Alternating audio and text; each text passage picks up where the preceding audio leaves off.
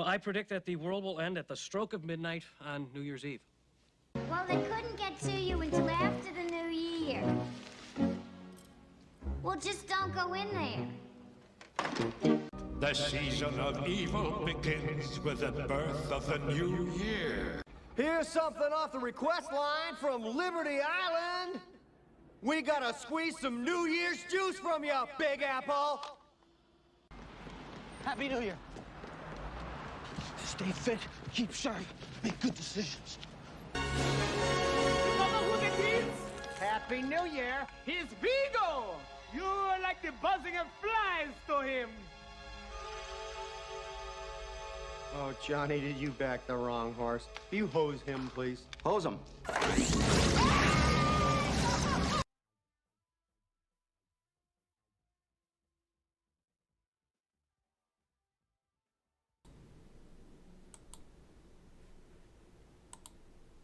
Hello, hello, my beauties and bees. It's good to see everybody in here this morning. I hope everybody had a great Christmas. I hope everybody had a wonderful Christmas because here in the Hive, and I see my pigtail falling down. Here in the Hive, we've moved right into preparing for the end. So, hope you had a wonderful holiday and spent it with people you love because, as always, New Year's is right around the corner, and the world's going to end in 2022, so sometime within the next few days it should end, right? Jesus is coming back and all that good stuff. Yeah. So I decided to go ahead and, since I'm going to be in St. Louis with the people I love next weekend, I am just gonna throw together a couple of different segments throughout the week. So this is gonna be like the Creation Watch for this week. So thank you for popping in. I know it's not my normal time slot. I'm just gonna do these where I have time throughout the week. So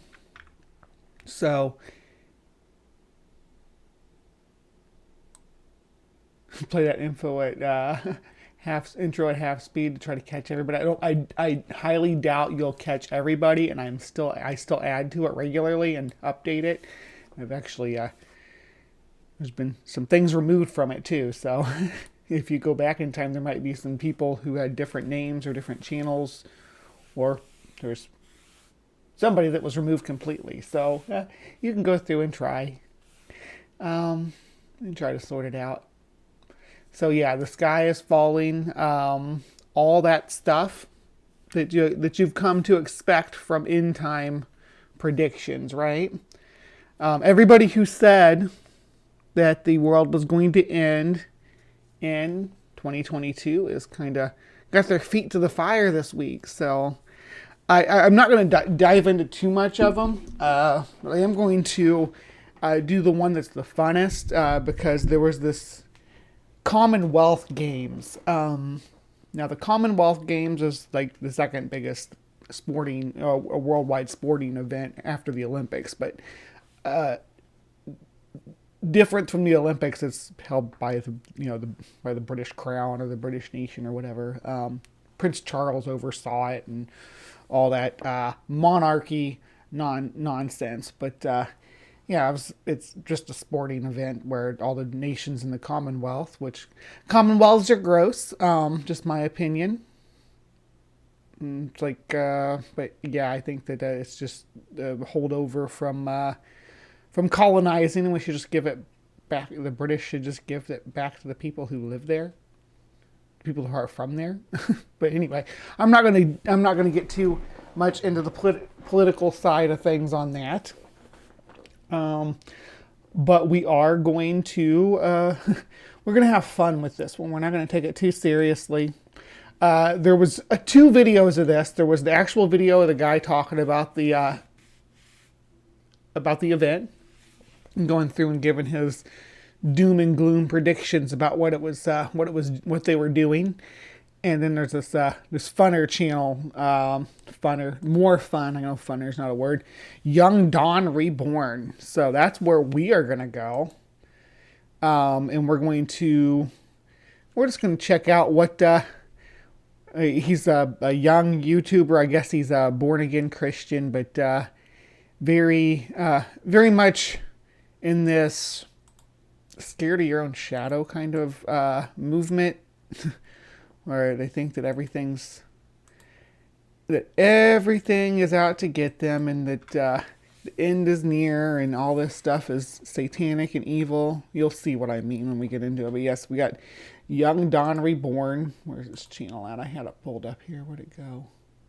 Oh, well, we'll look at his channel after we watch his video. It's only 16 minutes. The original video, which is this one with this dude, it's on like Janie Duvall, this guy talking, and he is born. It's like listening to Ben Stein talk about this, whereas this young man is quite vibrant and entertaining. There's a little bit of, he does have a soundboard that he gets a little obnoxious with, but if I had a soundboard, I'd be obnoxious with it too. So yeah. Anyway, let's get started. Let's see what we got. Is my chat hidden on this screen?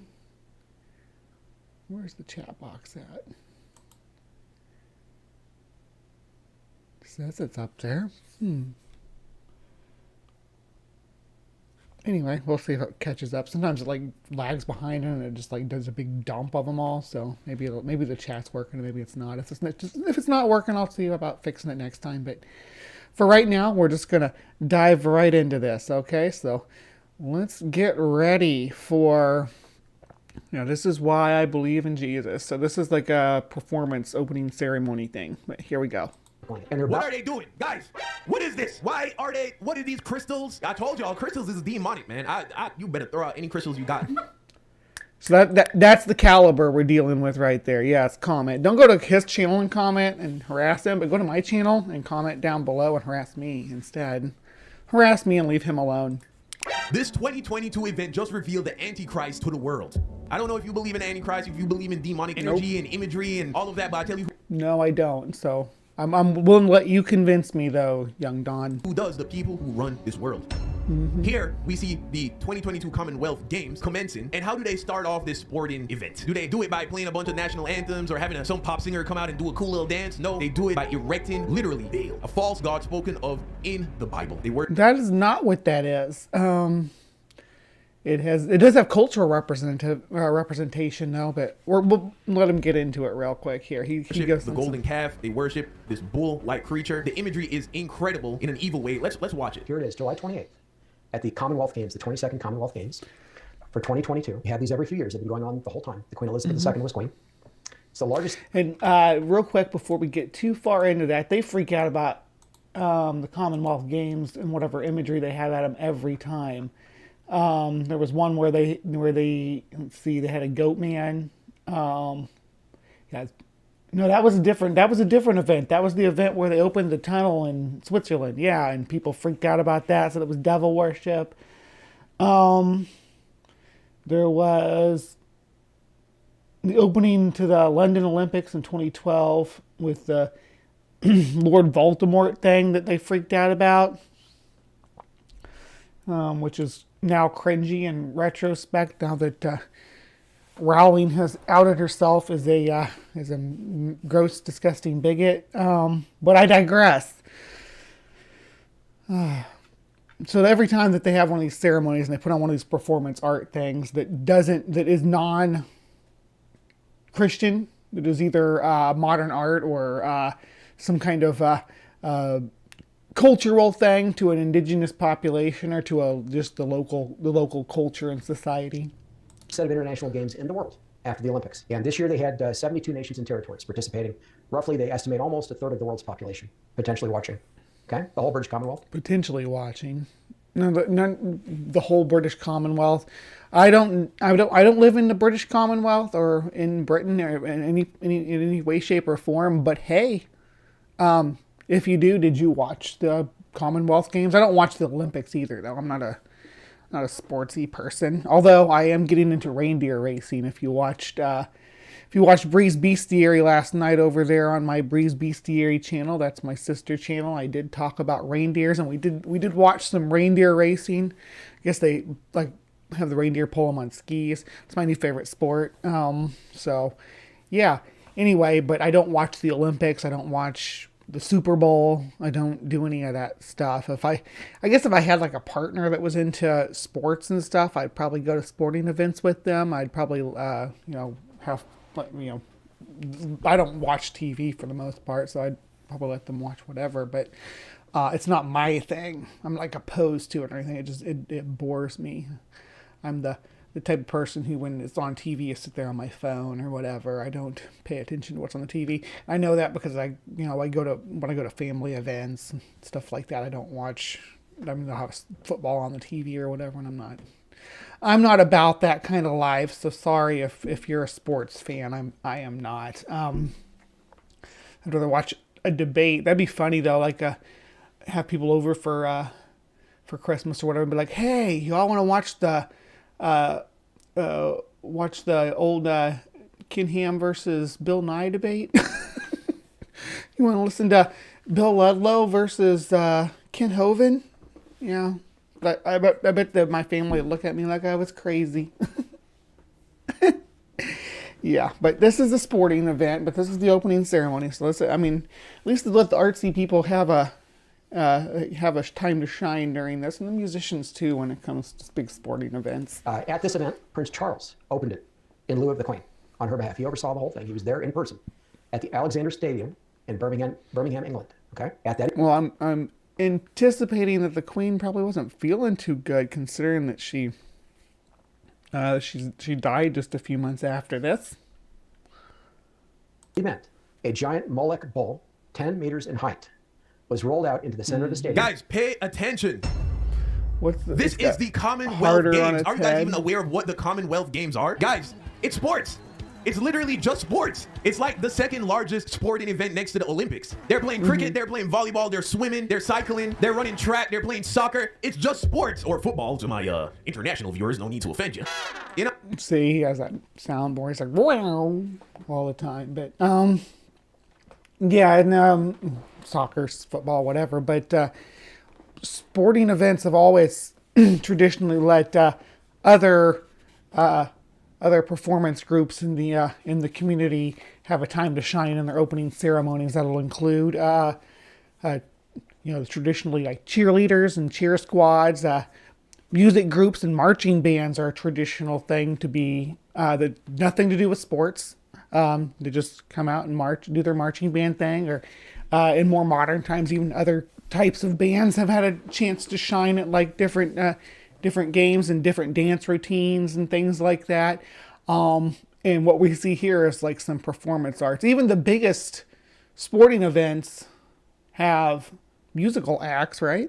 No, I'm saying, oh, this is rugby though that they're playing right here. What in the world is this thing doing in the commencement of the games? What is this? It's like looking at say you went to like the Chicago Bulls game and they have the Chicago, I don't know, are the Bulls even in Chicago anymore? I know they were when I was a kid, but say you go to like one of their games and they have the bull mascot and you're like, oh, it's the Moloch.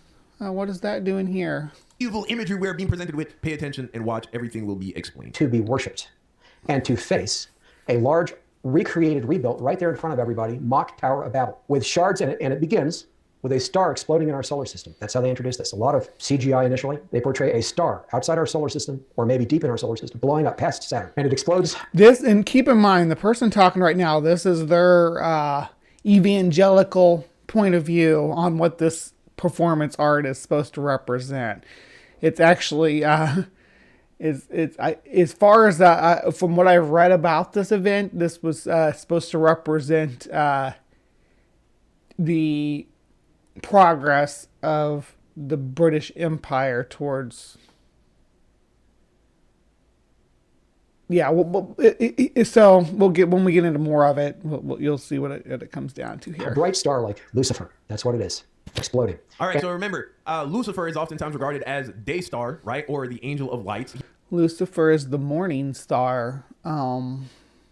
Yeah, Lucifer, the morning star. That's the same. There's synonyms. So the morning star was that Venus, right? So Lucifer is Venus. He is a light bearer. Lucifer, the light bearer. Illuminati, the illuminated ones. Oftentimes, you see Jesus is. See that there's just the way that they leap with their etymology of Illuminati. That the Illuminati would consider themselves the illuminated ones, when the illuminated ones are the ones that are supposed to be, they're the ones that know what's going on, right? So they can see, they've got a light on everything. That's the point of the Illuminati. Just the fact that they name themselves that because they're supposed to, or that people have named them that because they're supposed to know everything, right? That they're enlightened. What a weird connection to make there, just out of nowhere. Also referred to as the light in the book of John, right? Why is Lucifer now being referred to with this imagery or these metaphors around light? It is because he was the most beautiful angel, wasn't he? Lucifer was like gorgeous, right? I mean, that's why in the show he's hot. I mean, like the Lucifer show, they get this like really attractive man to play him because Lucifer's supposed to be really attractive, or supposed to have been really attractive. In some traditions, he was turned into a monster, but I don't know that that's biblical or not. Because Lucifer is the false light. He's like one of those bug zappers that draws moths in and then kills them. It is the false light. That is what, not everything that glitters is gold. That's where that... Not all that glitters is gold.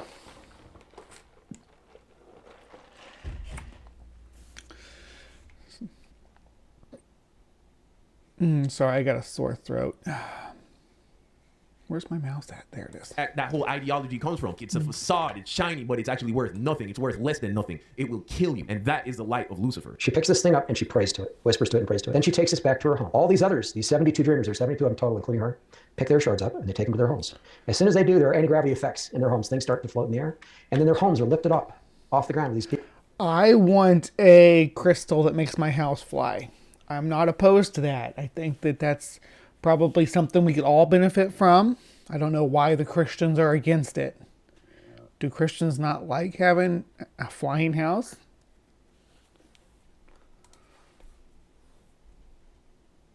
People in them, and they float. So this is, of course, being watched on some kind of big screen at the event. They're setting the premise for what happened, so I hope you're following along here. But now you're going to actually see them bring out this demonic idol that you're going to worship. 2 million views this video has. People are waking up. Lakes and forests and so forth to Birmingham, England, to be over the stadium. All these homes floating over the stadium, and then they land. And the dreamers exit them in front of the audience. And they have the shards in hand. The bull then comes onto the stadium. All right, so they've explained that these women are the Victorian era, represent the Victorian era metal workers or iron workers, women in the iron works who made the chains that for the links in the slave chains, right? And the bull is representative of the lands conquered by Britain. Is the way that this is supposed to is what this is supposed to represent. It's not. There's no Moloch here or anything like that. This is the British Empire conquering conquering and enslaving and colonizing as they did. Slave women. On the back of the bull.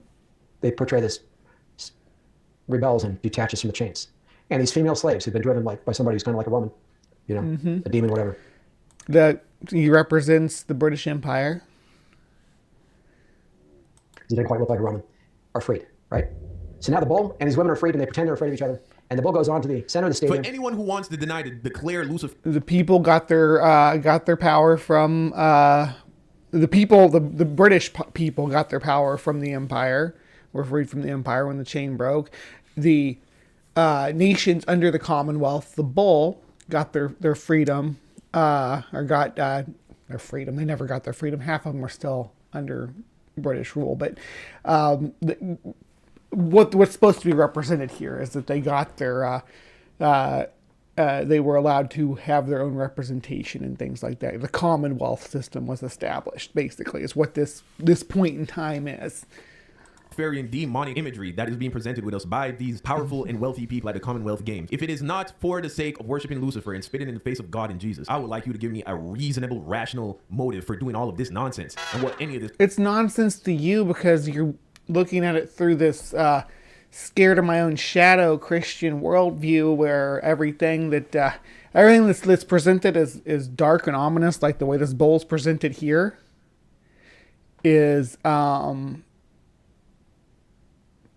demonic to you. And in the way that you view the world, this is something that's demonic. But to the rest of us, this is a representation. What the artist was going for is a representation. And you'll see when the bowl, and just shortly, if you pay attention and stop being scared of it, it's gonna change.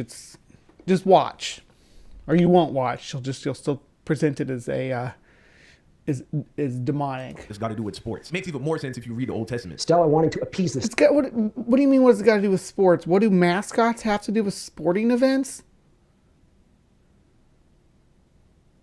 This bowl was beloved. I mean, they were supposed to be dismantled after the game, and the people of the nations they came together and wanted to keep it as the representation of their unity or whatever. And I'm not saying I'm in favor of the Commonwealth system. I'm not. I don't really care much for it, to be honest. But that it's better than the previous system. I'm not going to lie. It's better than what the oppression, where the people were under the British people were under the boot heel of the monarchy, and then the rest of these countries and nations of the world were under the boot heel of that same monarchy. And I agree. That's a good imagery of moving forward from that. That's what this is supposed to represent. Stop being weird. Things that they're not killed by this Moloch item. Seriously, Christian, stop being weird. Everything doesn't have to be weird. We can just like enjoy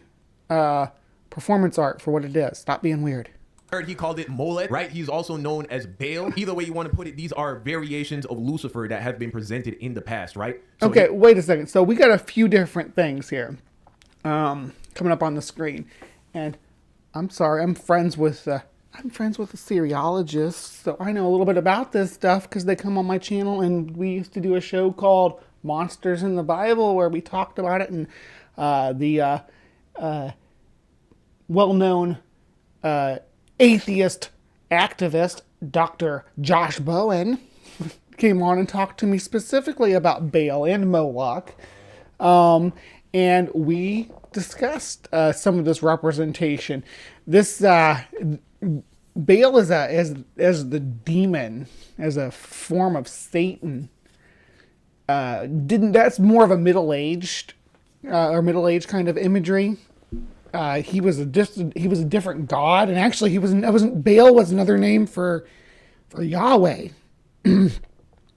Baal was, hold on, I gotta clear my throat, sorry, let me mute myself. I've had a sore throat all week this week. It's been driving me crazy. But Baal was another name for Yahweh, the God of Israel. Or Baal actually can be translated to Lord of Israel. But in one of Baal's sacred animals was the bull and the goat. These horned beast or antlered beast were very popular for the king of the god in a lot of ancient pantheons, or the heroic god, the good guy gods were often associated with bulls and goats. It wasn't until much later that goats kind of got their more nefarious imagery, and that actually came from like Bacchus and Pan, and them having a strong cult following in mid to late Roman era. The cult of Bacchus was like really, or Dionysus. Did they call him Dionysus in Rome? I get them confused. I think Dionysus was Roman, and then Bacchus was the Greek. Anyway, I'm getting off track here, but the development of Moloch into, of Baal into the imagery with the bull head is kind of comes from a merger with Baal with Moloch, and yeah, it serves a completely different purpose than what they're just slapping the name on a different creation, because all other gods of the ancient Near East had to be turned into something else. They had to be part of that host that got cast down from heaven. Here we got imagery of Baal, this bull-like false god that men would make sacrifices. They would make child sacrifices to this. Not ironically, they had the king of Eve. And that's Moloch, or a Moloch. From what I understand, Moloch isn't actually even a deity. Moloch is a type of sacrifice, of burning a sacrifice inside of an effigy of your god or some entity, right? It's that's what a Moloch is. Now, who were they burning these sacrifices to? Yahweh. So, yeah, and that's where the name comes from. And there's over on Digital Hammurabi, there's a whole series about that's not a series, it's just a couple of videos, I guess I should say, but they cover this pretty in depth about what Moloch meant, who a Moloch was, or the practice of doing a sacrifice or a Moloch sacrifice was to, and it was to Yahweh, which, goes hand in hand with what we just discussed about Baal being just another name for Yahweh in the earlier Israel tradition. England, previously the Prince Charles. You guys got to look into his history in regards to his interactions with, let me not go there because I ain't trying to get Kanye'd. But, I think we just had a dash of anti-Semitism just sprinkled on there. Did you hear that? Don't want to get Kanye'd. Into it. But here they have literally Baal or Molech, however you want to describe him, a false god who in the Old Testament people would sacrifice children to in worshiping him. That is not Moloch or Baal. It's a mechanical bull. Why would they do this? There are multiple stages to this. I'm going to be skipping over some things, but this bull kind of calms down. It's facing the Tower of Babel this whole time. At times there are flames like the towers, like the flames of hell all over. Also, if you are unfamiliar, this Tower of Babel. And it's facing, what? It's facing east? Is that why so we're in the UK, right? It's facing east? So? I'm going to pull it up and show you. And then later, Stella gets atop it and rides it as the woman riding the beast. And there are then 71 dreamers encircling it. And what are they doing? Guys, what is this? What are these crystals? I told y'all, crystals is... They're uniting their nations under the Commonwealth. The crystals are the Commonwealth, and the women represent the Commonwealth, the representative of each nation under the Commonwealth. Their crystals are calming their nations, which are the bull, which were once slaved under the Commonwealth. And Stella is, I think she's supposed to be, she's Australian, I think. The other guy goes into it longer, and I think that the one that she was in Australia. But yeah, so it's just this is about uniting the people under the Commonwealth. Stop being weird. It's not demonic. Demonic, man. You better throw out any crystals you got. Yeah, they lifting up crystals. They worshiping this woman on this bull. You know what I'm saying? They trying to push that. I can't even say the A word. They trying to push that stuff. It was Eve. A word. What's the A word? Atheism? Antichrist?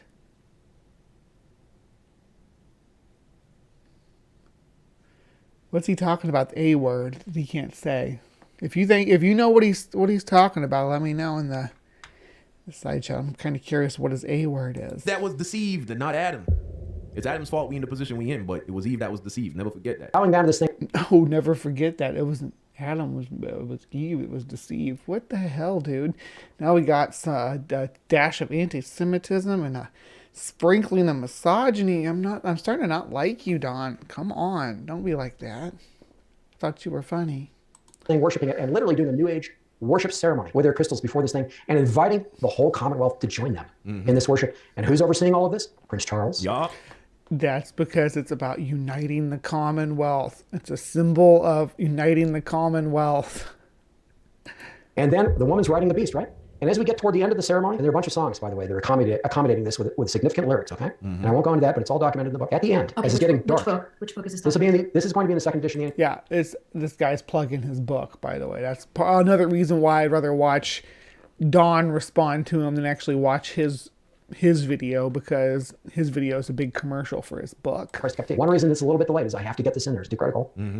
Okay, right there at the end, the bull is rearing back. So it's rising up on its front feet. All right, check this out. Okay, and it's encircled by the flags of all these nations, the 72. They've literally placed their flags at the base of this thing. So not just worshiping it with the crystals and all the rest, not just all the nations, right? All the nations shall bow to Baal, right?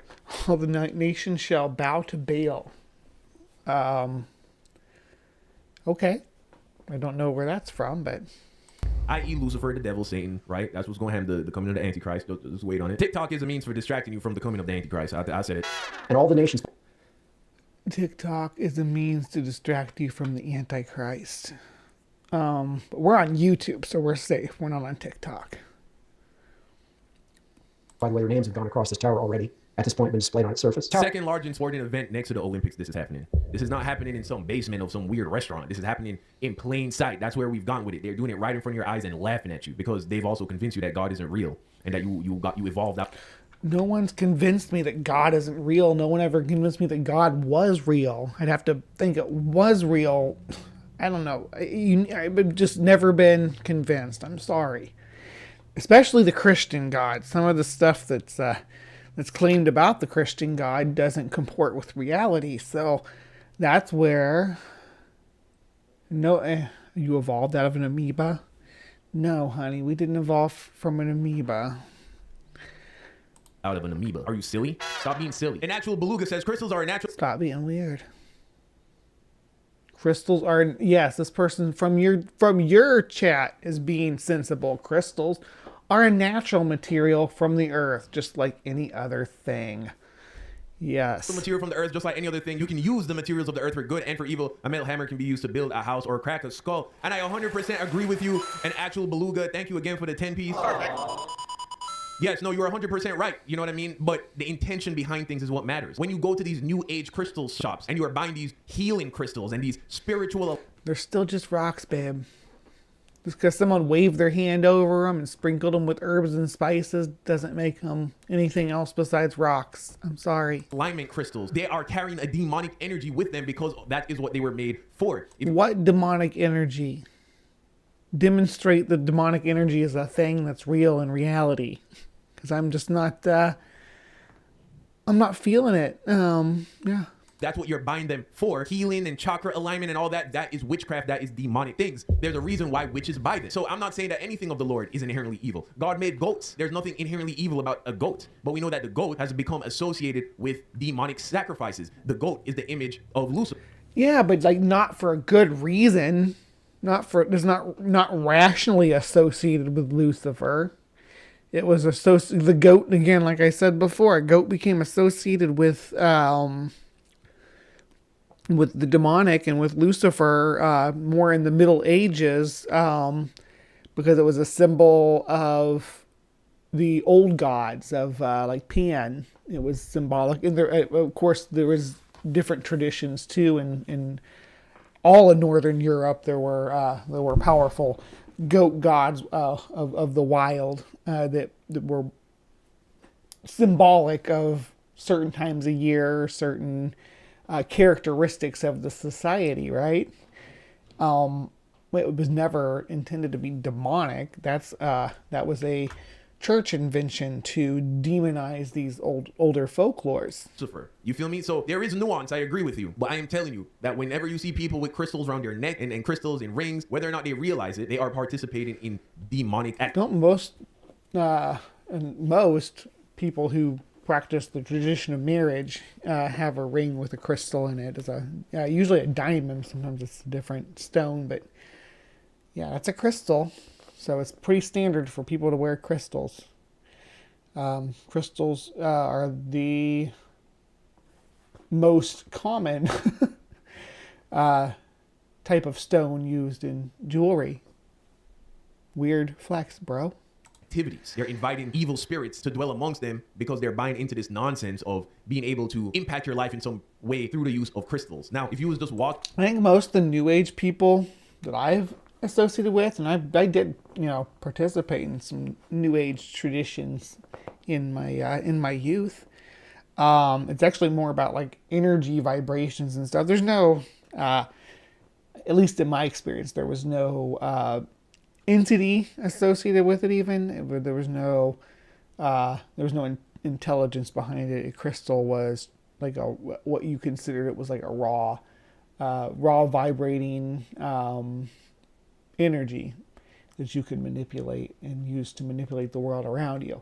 I don't buy into that anymore. Crystals do some they do perform some interesting sonic frequencies and stuff. You can tap on them and get them to ring different ways. We use them in electronic devices and things like that because of the frequencies they can vibrate on and how they can carry sound. They're really cool. Yeah, my ring was a tattoo too. My ring for my first marriage was a tattoo. Still on there. Oof. But I just changed it to like a family crest with my last initial on it. So anyway.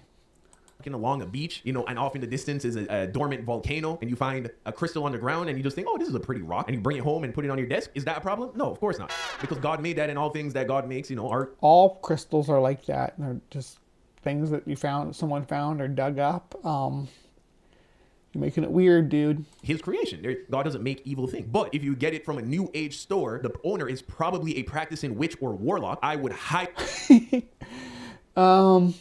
Well, the owner of any New Age store is a practicing witch or warlock. I bet some of them are druids and some of them are shaman and some of them are spiritualists or something along those lines. So, you know, you can't... Yes, it is Monday. We got to make it till Saturday, though. Junk shop. That's when the world's going to end. Because it's supposed to end in 2022. Uh-huh. Highly recommend you not take that into your house. And they ascend visibly through the tower. And as they get toward the top of the tower, they form this ball, the original star that blew up, reconstituted. And then it rises above the tower. And you get this huge disco-like ball atop the tower that's lit up very brightly, and a beam of light goes between that ball. And they think that's the Tower of Babel and not the Tower of the British that represents the British Empire. And the chest of the ball. Now it's nighttime. Look at this imagery. They're putting in so much work to tell a story here, guys. This is so clearly a specific story that they are trying to tell. What is the story? In Alexander Stadium, an open-air stadium. So you can see these lights. But they're portraying the rebuilding of the Tower of Babel in our day with Lucifer. Those of you who are unaware of the Tower of Babel, it is spoken of in the Old Testament. After the flood, the Tower of Babel was the attempt of a pagan society, a society that had... Why were they pagan? They weren't pagan. This was... So there hadn't been the big scrambling thing. The people from the Tower of Babel it was a post-flood society that built this thing, right? There wasn't any indication that they were any more pagan than any of the other people around them. Yes, at the time that because the Israelites were slaves in Babylon for a while. So yeah, the notion of anti-Babylonian narrative to the parting of peoples, well, it makes sense if you look at it from that perspective. But they were other groups of there's Semitic people all throughout the area. Gotten away from worshiping Yah, worshiping God, and they were attempting to build a tower to reach God. Some people believe they were trying to reach the firmament that sits above the sky. Whichever way you want to put it, they were attempting to build a tower that would ascend up to God. And God confused their tongues. That is, made them speak different languages. And this is why we have all the variations of languages we have today. Have you ever wondered about that? Why is it that so many languages exist? If we all... Is this thing... So was the Tower of Babel supposed to be bigger than any buildings we have today? Like, how big was it supposed to be? Because it doesn't look that big in these images. It looks like it's maybe like as big as the pyramids, maybe. Maybe even as big as the Eiffel Tower, but like nowhere near comparison to some of these skyscrapers that we have today. So why hasn't God confused our tongues about that? Why hasn't he crumbled those structures to the ground? It's almost like this is nonsense. And a long time ago, people thought you could build too high and make God mad and he would crumble your building. It turns out that that's not true, demonstrably. We've been to space. If God had a problem with us going up high, you think he would have put a stop to our travel beyond our Earth's atmosphere, right? Maybe he would have stopped us from going to the moon if he was going to stop us from building a tall building. How many stories do we got here? Let's see. Let's pretend these are these archways are. Well, we'll be generous and give them a 20-foot archway. So this would be 25 foot, 50 foot, 75. I guess I'm going to assume these are all going to be the same height. So 75, 100, 125, 150, 175, 200. So 200 feet tall. That's not it's not exactly Goliath, right? Anyway, moving on. Came from the same people, and so many complexities in the variations of the different languages. Well, this is the reason. Here we see in this show or in this movie or this video or whatever, they're attempting to actually rebuild the Tower of Babel, but they're using that as imagery. Kimber, the reason we have so many different races, this is true. Here's the thing, guys. It wasn't the different races that came up with the different languages. It was the different languages which created the environment for different races to arise. Because bullshit. Where are you getting this from? Oh my gosh, no. Language is much more complex than that. And most languages have a root going back to some common point. These languages aren't just all confused. They're all connected, and we can see their development, and they're changing over time. That isn't even speculative. We have writings that we can link together languages. He uses French and Spanish here, which is funny because they're both linked back to Latin. What do you think happened? God confused the tongue of everybody, right? And so now that greatly limited the pool of people with which you would be able to communicate with. So let's say God confused the tongue. Before, everyone spoke one language, but then now some people speak Hebrew. These Spanish and Portuguese and French, these are more modern languages. But let's just for argument's say that. What do you think is going to happen? All the people who can speak French, they're going to group together and go off and do their thing. All the people who speak Spanish, people who speak Hebrew, they're all going to go off and do. It's so funny he's talking about French and Spanish because those languages have diverged from one another in recorded history. It's not like a mystery of how these languages evolved. We know how Spanish and French derived from Latin, and Italian derived from Latin, and all these Portuguese derived from Latin. We know how this happened and when it happened and how they did it sequentially. We know the order that they did it in and what century it happened in, and I use the Romanic languages as a good analog for evolution because of the similarities between the way that it's passed on. But yeah, nope, Tower of Babel, French and Spanish divided right there. Their own thing. And so that's where that all comes from. At least that is the theory that makes the most sense to me after reading the Bible. I just wanted to show you, I wanted to make you aware of what is going on. I think that maybe taking a linguistics course might change your mind about what the Bible's saying there. Is he wearing an upside down cross?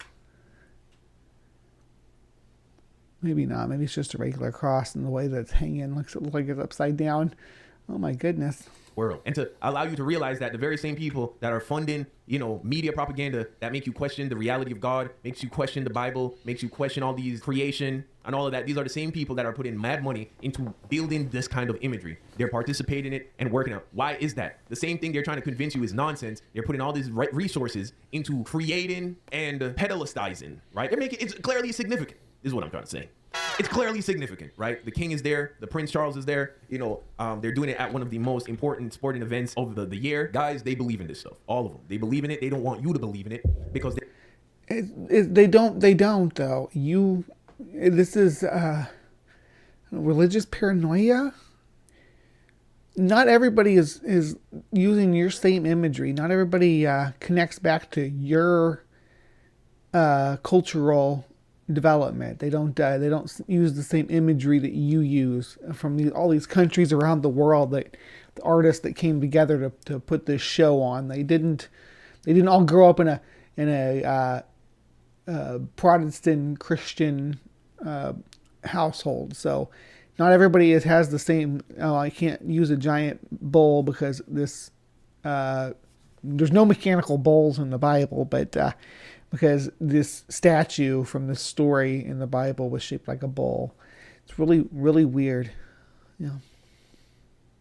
They're actively serving Lucifer, and they want you to continue passively and subconsciously serve. They don't want you to come to the truth about Jesus. There is nothing that you will lose in this world by submitting your life to Jesus. You know what? I take that back. There are a few things. You might go through some hardships for the persecution of being a Christian. That is a possibility. And also, you will be closing certain doors to yourself, right? You won't be able to sell your body or sell your soul for the sake of making a buck or for getting famous. Sure. But I can sell my body if I want to.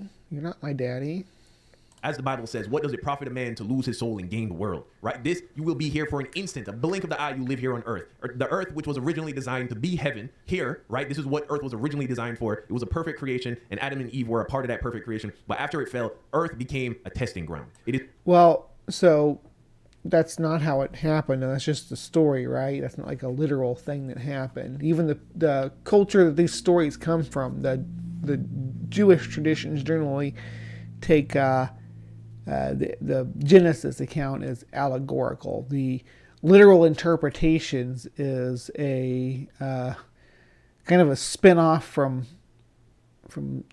King James's interpretation of the Bible, and then a genealogy that was put together during that same era. So the literal interpretation of Genesis and Adam and Eve and all that stuff was supposed to be allegorical up until fairly recently, I believe. It's basically a place where we are able to prove to God that we want redemption by putting our faith in Him. And so after we die, you will either go to heaven or to hell based on whether or not you have salvation. You, again, get salvation, as it says here in Romans chapter 10, verse 9, which might now be my favorite verse. All you got to do to attain salvation. What do I need salvation from, though? That's the thing. People talk about salvation. Oh, you need salvation. What do I need salvation from? Like, what? Why? What's the reason? I need salvation from God? So God needs to save me from Him? From what? That people keep telling me I need to be saved. I need to come to God and seek forgiveness. Forgiveness for what? Salvation from what? Salvation is this right here. If thou shalt confess with thy mouth the Lord Jesus, and shalt believe in thine heart that God hath raised him from the dead, thou shalt be saved. So I have to believe your ghost story to be saved. That's what Romans 10 is telling me. Believe my ghost story without any evidence, or you're not going to be saved. I can't do that. I can't make myself believe. I hear lots of ghost stories, my friend. Lots of them. I have a show called CryptoCorner where I deal with ghosts and aliens and Bigfoot and Ouija boards and time travelers and all this stuff, and I can't believe it all. I have to weigh the evidence. The evidence for your ghost story is pretty weak. It's pretty weak. Just gonna say it. Sorry, I'm not trying to bully you. It's weak. But remember, to believe doesn't mean to agree. It's not enough to agree that Jesus is Lord, or God. It is not enough to agree that he was raised from the dead. You have to believe. And to believe means to act as if you know it is true. How would you act if you knew that Jesus Christ was God and that he was raised from the dead? You would do what he says. Where does he say what he says? In the Gospels. Matthew, Mark, Luke, and John. Go read them. Listen to him. Do what he says. Love the Lord God with all your heart, mind, and soul, and love each other as you would love yourself. That is what it takes. Follow Jesus. That is the secret. That is how you become saved, and they are trying to hide this information from you while they are laughing and spitting in your face, worshiping Molech at the Commonwealth Games. It's absolutely ridiculous. Yeah, he cuts it off right in the middle of a sentence, which is, whatever, but I'm not trying to. I have production issues. Last night I had all kinds of production issues. It was annoying. I was trying to help do the marathon. Are you talking about Jesus being a lich? Yeah, he would be something, wouldn't he? He wouldn't be. Yeah, oh yeah, that's the second part of this. After this, I do want to, I'm going to cover one more thing, and then we'll probably wrap it up, because we're about an hour now, and an hour and a half, 2 hours is probably all I'm going to go for the time being, unless somebody had something they wanted me to talk about. But I will be right back. I'm going to just run one of my intermissions, and then.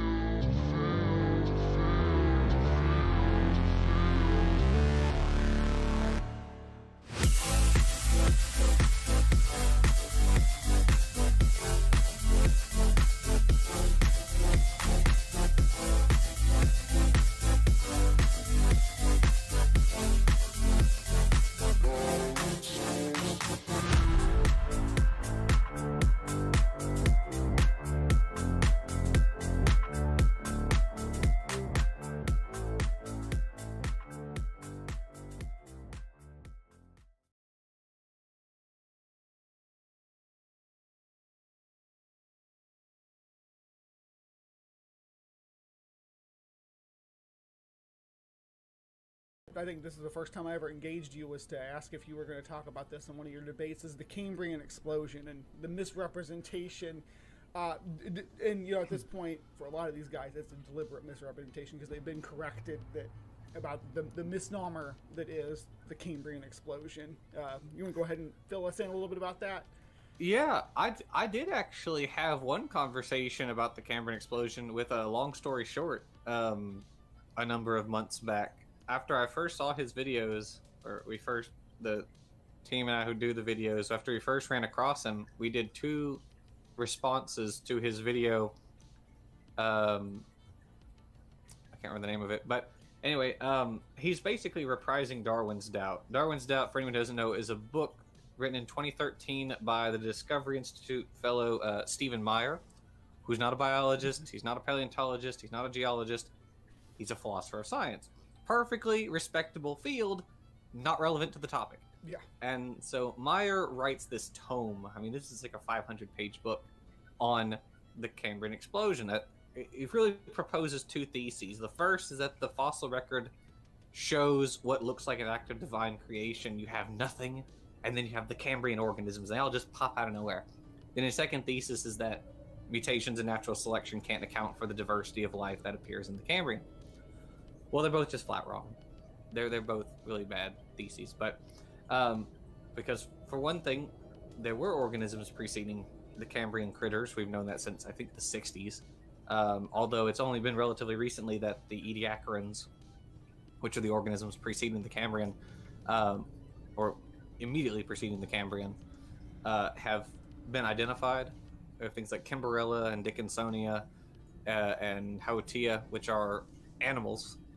And in fact, some of them are bilaterians.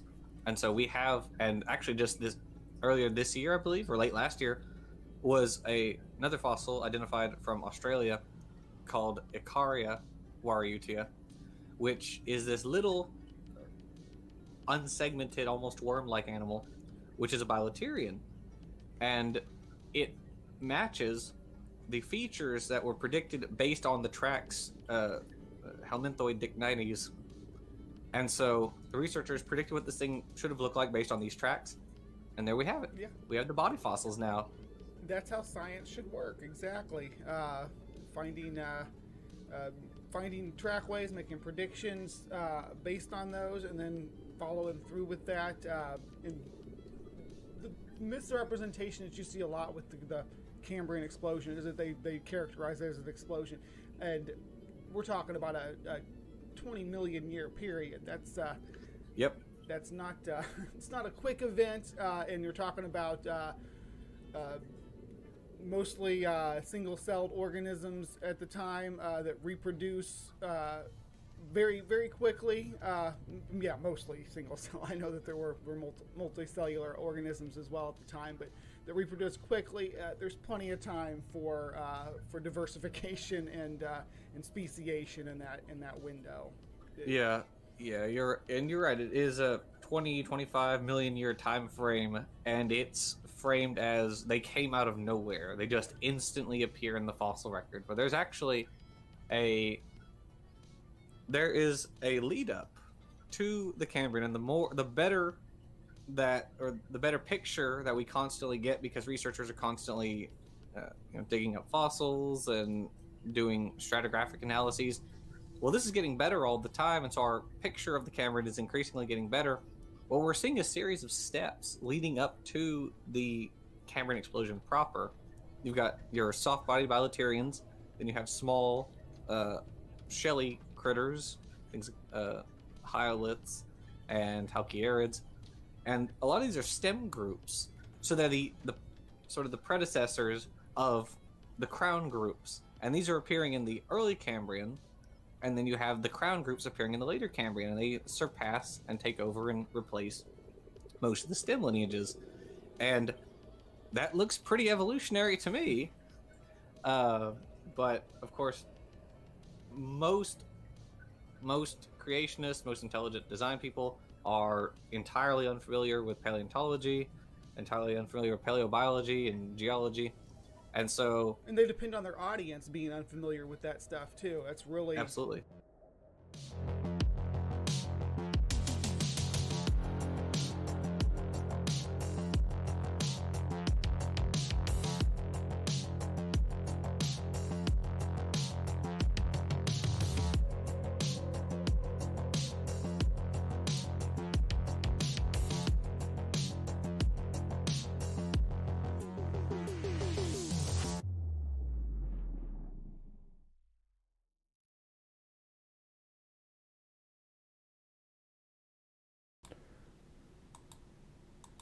All right, thank you for giving me that quick bathroom break. We are back. I see that my side chat's been pretty popping today. I've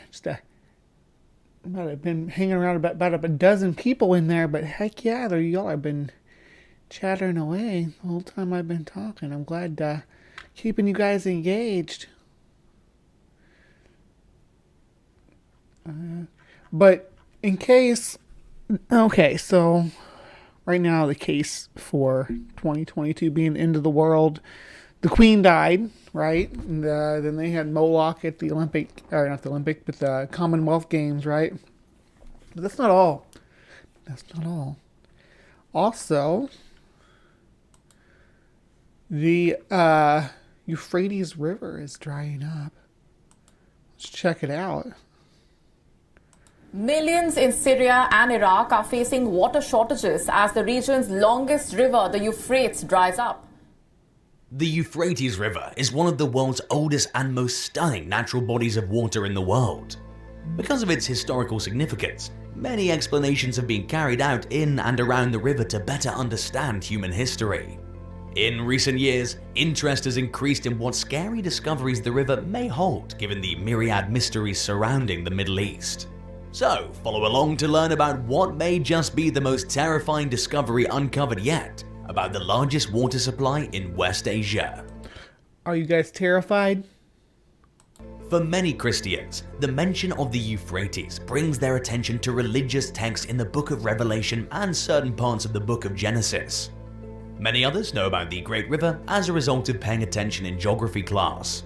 Whatever class you belong to, we're sure you're undoubtedly interested to learn the... Well, I mean, I know about the Euphrates from all of them, right? I mean, when you take a junior high history class, you talk about the crescent of human life or whatever, the fed by the Tigris and the Euphrates. It's on par. Put my glasses on. I don't know why I can't. Ooh, that's much better. Much better. All right, moving on. New and important information it has to offer. The river is one of Western Asia's most significant and longest rivers. Beginning in Turkey, it flows through the region's southeast mountains and southern foothills, traveling through Syria and Iraq, where it passes through several different types of vegetation before emptying into the Persian Gulf. Patches of the ancient vegetation still exist in the Euphrates basin, even though centuries of human habitation and activities have severely ruined the terrain. Right. I mean, and that's what when you talk about people that live in, when you talk about people who live in the Middle East and all the apocalyptic texts that were being written towards the end of the Bronze Age, especially when Rome came in, it was kind of like the final nail in the coffin. They had gone from this being such a huge, lush agricultural cornucopia of literally like a Garden of Eden almost in the in this area of the Middle East.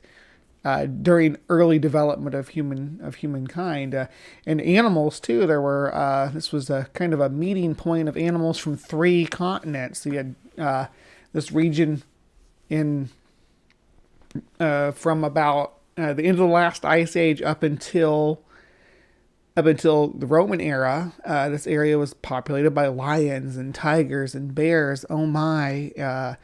Zebras and hyenas and giraffes and ostriches. It was this meeting point of organisms from all these 3 continents, right? Or if you want to think about India, the Indian subcontinent as a separate continent too, which you could say it was a meeting point of 4 continents, where all these different animals and different species all came together, and humans were there too. And also the agriculture that we brought from the 4 continents together, the fruits, the crops all came to a meeting point in this fertile crescent, right? And they lived that way for thousands of years. Unfortunately, it was kind of a testing ground per se, because it tested how we learned to do agriculture, and things like crop rotation and stuff like that were not developed until later, and unfortunately they devastated this land. So it went from being this sort of garden, I don't know how else to describe it. It's like Garden of Eden, which is ironic, right? And this lush landscape to being a barren wasteland, and they watch that happening around them, and they're writing their text, and they're like, yeah, we are living in the end times. Any day now, the world's going to end. It's going to, all the resources of the world are drying up. It's almost coming to an end. And now they're saying it again about the river drying up. In 1923, the 3 riparian governments of the Euphrates, France, Turkey, and the United Kingdom had to come to an agreement on the usage of its water and the building of any hydraulic installations, which shows how important the river has been not just to religion, but politics as well. The Euphrates experiences its highest water levels from April through May, because it obtains the majority of its water from rainfall and snowmelt. According to one source, the river discharges between 60 and 70% of its yearly total over these 2 months. And that's most rivers in the Northern Hemisphere. So that sounds about right. Although there's less runoff in the summer and fall months. According to a 1946 agreement between Turkey and Iraq, Turkey was required to inform Iraq of any hydraulic changes it made to the Tigris and Euphrates river system. And Iraq was even permitted to build dams on Turkish soil to control the flow of the Euphrates. However, as of 2021, news in the Middle East reported severe droughts and hastily decreasing water levels. And in the months that followed, alarms have begun to arise over the fact that the ancient river is drying up. The rapidly decreasing... That's happening all over the Northern Hemisphere too. At Lake Mead. Of course, like someone said in the chat up there, who said this about the golf courses earlier? Yeah, Logan Fisher says, look how much Las Vegas wastes on golf courses in the desert. I was complaining about golf courses somewhere else earlier today. Oh yeah, I was editing videos for Breeze Bestiary channel, and I found a clip of me complaining about golf courses. I hate golf courses. I think they're a waste of vast expanses of land for very little usage for a very elite group. I mean, again, people buy land and do what they want with it, but I'm not a big fan of changing the ecology of big stretches of land like that. It's not good for anything. I'm not a big fan of lawns either, just so we're all on the same page. Water levels have alarmed geological experts, making them confused and highly concerned as to what might be causing this terrifying situation. I've got an idea what might be causing this terrifying situation. Climate change. On the land, the detrimental impacts of the receding waters are evident, as the water levels in serious dam lakes have declined as a result of the water restrictions from the Turkish government, and so have the region's electric supply and production. As if that's not horrific enough, the Euphrates River's banks are losing agricultural land. Lack of water for agriculture Happening all over the northern hemisphere, my friend.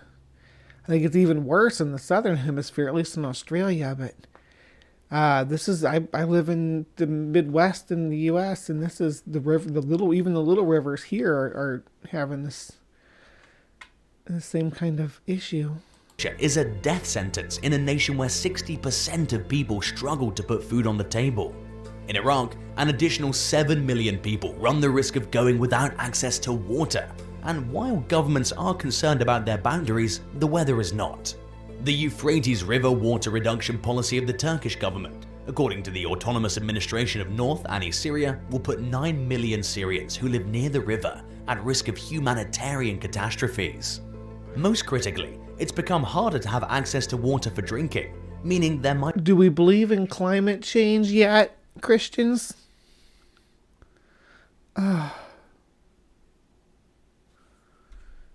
Do we believe in climate change yet?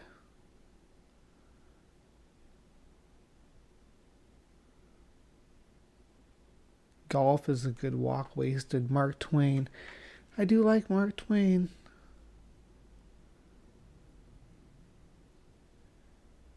Yeah, it's kind of weird how they can do that with frisbee golf, where they can make it so that's basically like a walk through the trails through the woods. They can't do that with golf, though. Of course, frisbee you probably run more risk of getting bit by a snake playing frisbee golf too, though. Because it's less maintained. Might be grave health consequences for people. The United Nations has also warned that the Mediterranean will experience increasingly devastating heat waves. Syria is one of the nations with the highest risk, according to the Global Climate Risk Index, which claims that even Lake Assad suffers as a result of this pattern. Residents of the village of Tuihiniya, where blackouts have grown from 9 to 19 hours each day, cry out that their olive trees are thirsty and the animals are hungry. This issue seems to not only affect residents but also workers, as some engineers fear that if this keeps on, they might stop producing energy for everyone except for bakeries, grain mills, and hospitals. Since there are only a handful of logical theories as to why the river is drying up, people have taken to believe that this happening is connected to the biblical... Why do they keep talking like it's some kind of mystery of why the river's drying up?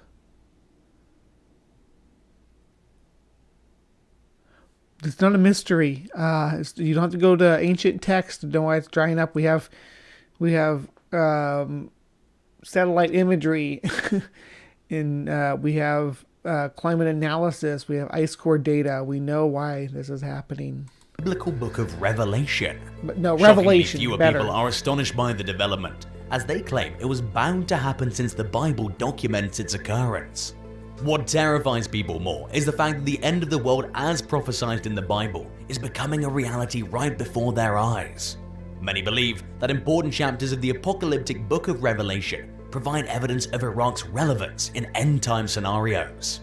The Euphrates River, which flows through modern-day Iraq, was mentioned in chapter 16 of the Book of Revelation, which also contains the only allusion to Armageddon in the Bible.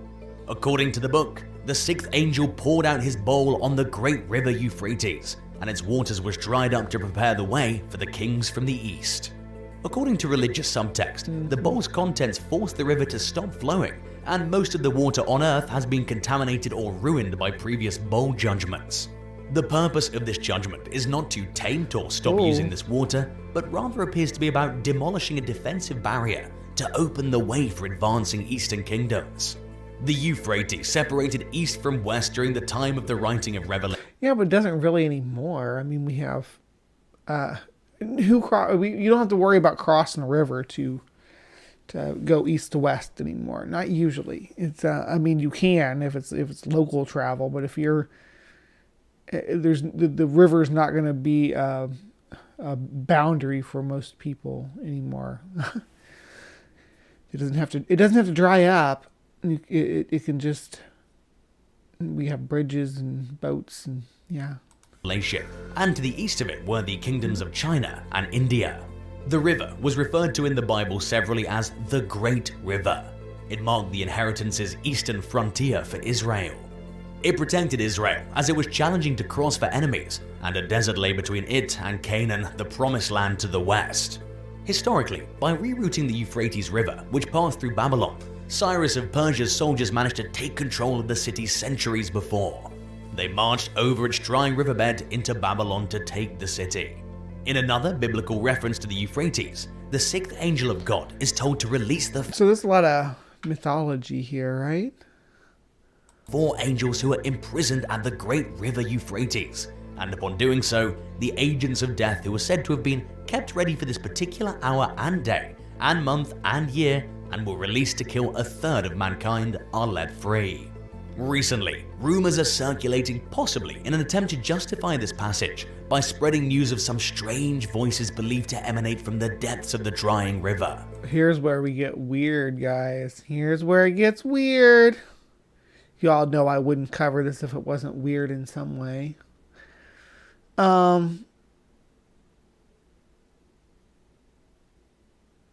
Yeah, let's get into it. Voices emanating. This has further reinforced people's beliefs that these events taking place right now are a sign of Christ's second coming to conquer his enemies and establish his heavenly kingdom.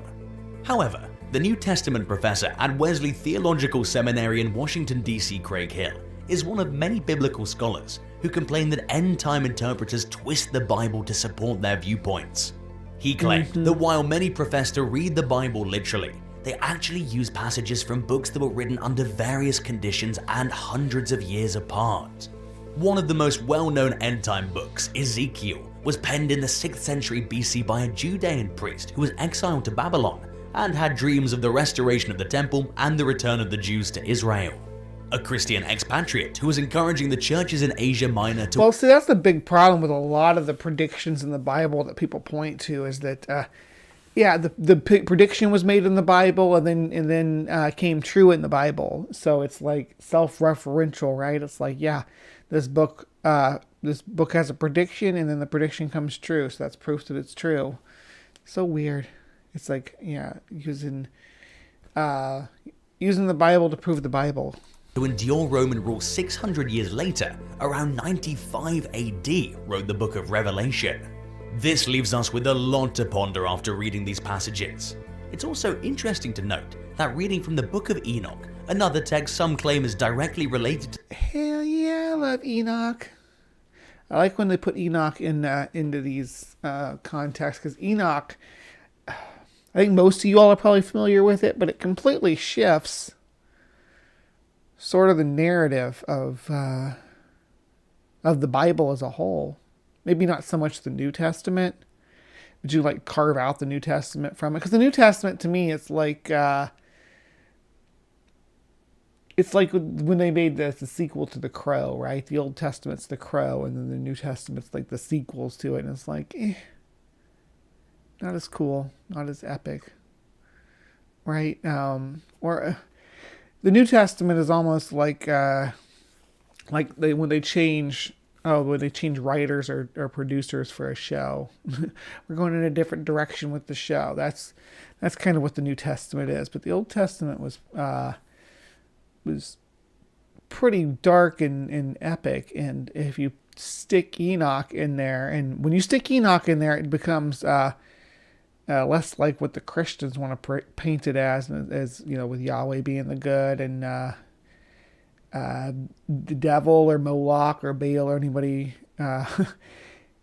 else being the bad guys. It's not like that. Once you plug Enoch into the rest of the Bible, Yahweh becomes just another fallible character. It's kind of interesting because the story Enoch is basically he's taken on a journey with the angels to say, hey, look how bad Yahweh fucked everything up. So this is why we want to end the world as soon as possible. That's the narrative. Anyway, yeah. To the Bible, we learn of a story from the Genesis period in which Enoch, a prophet before Noah, spoke of living in a time when there were 200 angels called the Watchers. Their sole duty was to watch over creation, and one day they looked upon human women, either through the influence of the fallen angel Lucifer or through other means. Born out of the union were giants. According to some scholars, the giant breeding angels who were punished for their... I like how it's like stock photo of Jewish guy reading the Bible every time they say scholars. We're going to talk about Nephilim. Sins remain trapped beneath the Euphrates and will be let go to obliterate a third of the planet. People have begun to talk about their worries and express their delight, saying they never thought they would see revelations truly make sense. What was before difficult to understand is now more evident, and that speaks volumes in and of itself. One most intriguing notion about the river revolves around biblical prophecies. Wait. Show me some Nephilim coming up, not just people saying they heard spooky voices from down there. I want to actually see some kind of evidence that Nephilim are crawling out of the riverbanks. Other theories link the current happenings around the Euphrates' political goals and climate change. So, do you think we're witnessing the Book of Revelation come to life? Or do you think it has to do with climate and politics? Let us know in the comments. Well, I don't just think it has to do with climate and politics. It does have to do with climate and politics. So yeah. We did full tinfoil on that one, Cryptomeria. Full on tinfoil. The angels looked at the women, and they're like, yummy, yummy, mummy. And they're right, human women are freaking hot. I love human women. Not so much into non-human women, but human women in general. I'm all about it. My freaking hair keeps falling down on this side, making my pigtails look off-centered. Oh well, I'm wrapping up anyway, but I hope you all enjoyed coming and hanging out with me today on Live from the Hive with our Apocalypse special this Monday. Deviating from our normal schedule.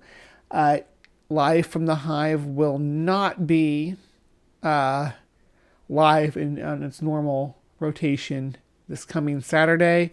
It will be back to its regular schedule on, let's see here, on the 7th.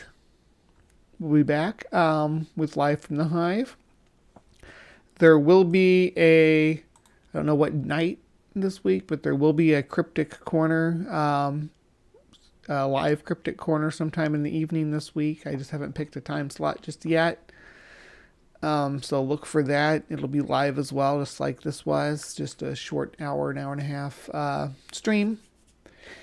And this one was about, doing the 2022 end time kind of nonsense. I hope you guys enjoyed it. Just some silliness. I am producing for McKinnon Mitchell tonight for his after party. So keep your eyes out for that too. If you follow me on social media, I'll be dropping some links for that later on this afternoon.